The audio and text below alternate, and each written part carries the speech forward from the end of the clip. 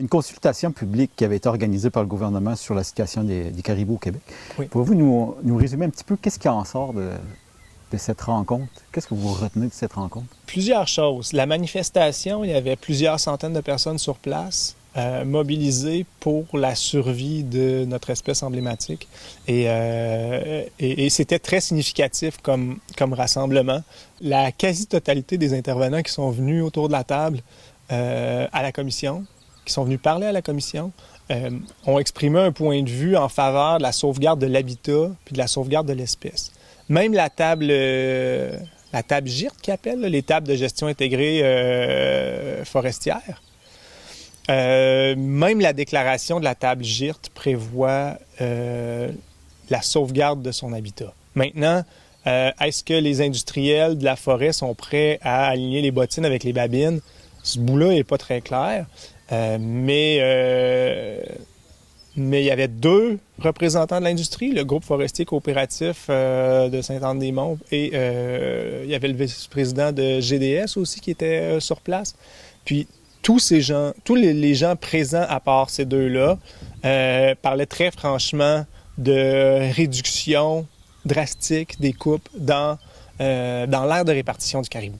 Serge Couturier, qui est biologiste spécialiste de la question du caribou, qui est venu nous expliquer en fait qu'on prétend faire une analyse économique de la sauvegarde de son habitat, combien ça va coûter en termes de perte d'emploi, combien ça va coûter en termes de perte de revenus pour les usines. On prétend faire une analyse économique comme celle-là, mais il y a une variable qu'on n'a pas du tout internalisée dans le calcul, c'est tous les impacts néfastes sur l'environnement de cette industrie-là.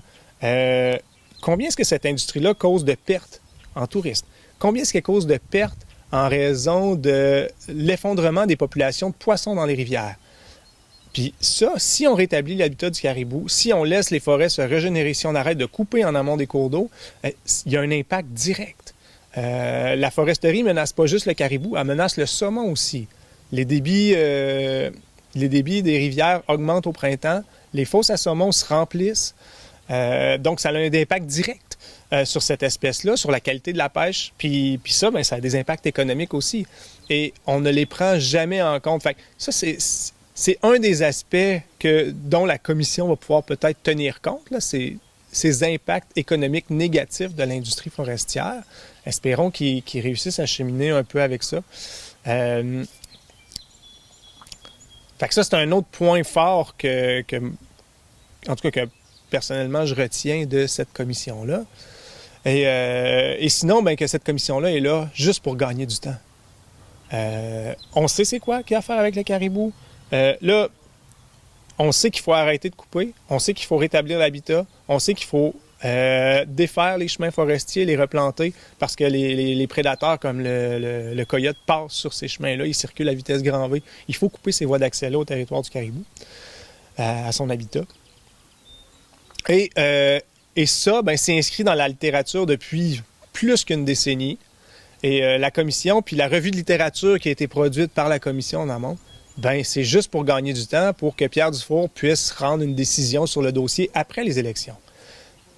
Mais en ce moment, chaque année qu'on perd, il reste quelque part entre 30 et 40 caribous dans le parc de la Gaspésie. Et chaque année qu'on perd, c'est une partie de la population qui continue de disparaître.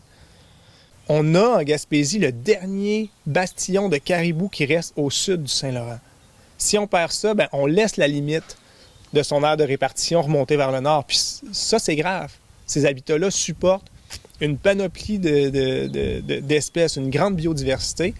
Et quand on perd on appelle ça une espèce parapluie, là, c'est-à-dire que le caribou, il nous montre que l'habitat est en santé. Si on n'en a plus, c'est que l'habitat est en train de perdre d'autres espèces qu'on ne voit pas. La grive de Bricknell, des espèces de lichens, des espèces de champignons. On ne sait pas qu'est-ce qu'on perd. On n'a pas la connaissance fine de tous les écosystèmes ancestraux qu'on a sur le territoire. Mais on sait qu'à chaque fois que ça recule puis qu'on perd un grand mammifère comme ça, c'est qu'on a perdu un paquet d'autres espèces en dessous. Pensez-vous qu'on est rendu à un point de non-retour ou qu'il y a encore de l'espoir pour sauver le caribou? Je parlais de Serge Couturier tantôt. C'est un personnage qui est hyper intéressant. Serge a monté un projet avec le Bioparc de la Gaspésie pour amener des caribous du parc en captivité au Bioparc, les nourrir, puis le plan serait de retourner une quinzaine de jeunes par année, de jeunes de 11 mois.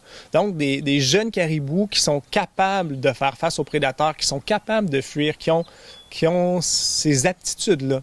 Il faut que le projet d'enclos, il faut que le projet de captivité, il soit bien pensé pour remettre rapidement des jeunes dans la nature.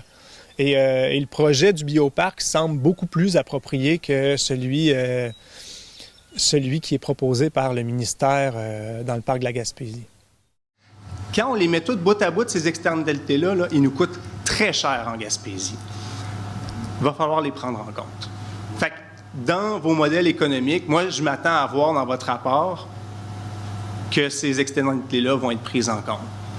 Puis, ben, j'espère que vous allez faire un bon travail malgré tout et que si ce travail-là est bon, il ne sera pas tabletté. Mais j'ai très peu d'espoir, mais je vous souhaite bonne chance. Merci.